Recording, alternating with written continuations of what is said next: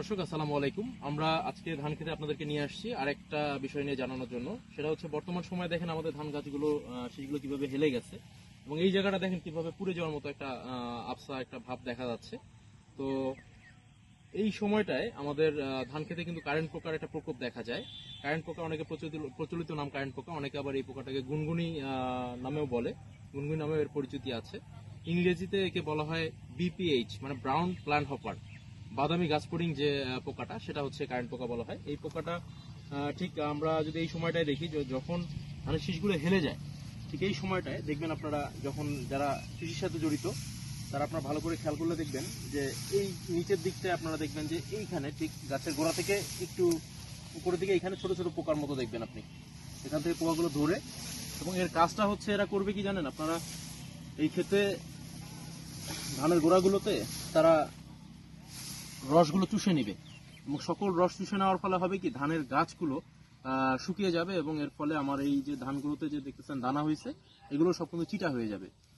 তো এইটা অনেকটা কারেন্ট পোকার মেইন সমস্যাটা হচ্ছে যে এইটা ঠিক পঙ্গপালের মতো আক্রমণ করে।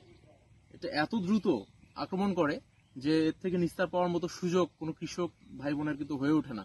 সেই জন্যই এই পোকাটার নাম কিন্তু অনেকে দিচ্ছে কারেন্ট পোকা।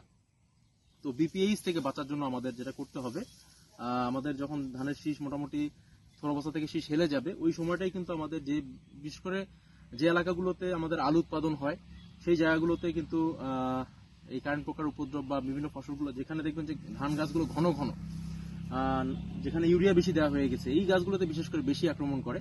এছাড়াও একটা জরিপ আছে যে সাধারণত আমাদের আমন মৌসুমে তুলনামূলক বেশি আক্রমণ করে এবং বোরো মৌসুমে কিছুটা কম আক্রমণ করে কারেন্ট পোকা। সেই হিসাবে এবছর বোরোতে কিন্তু তুলনামূলক আক্রমণ কম, কিন্তু যখন আক্রমণ হবে তখন কিন্তু আপনি এখান থেকে নিস্তার পাওয়াটা খুব কঠিন একটা কাজ হয়ে দাঁড়াবে।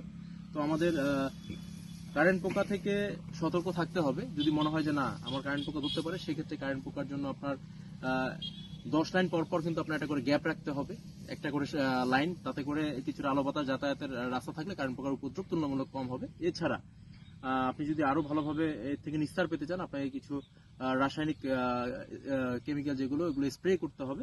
সেক্ষেত্রে কারেন্ট পোকা থেকে নিস্তার পাওয়ার জন্য আপনাকে পাইমেট্রিজিন গ্রুপের কীটনাশক স্প্রে করতে পারেন।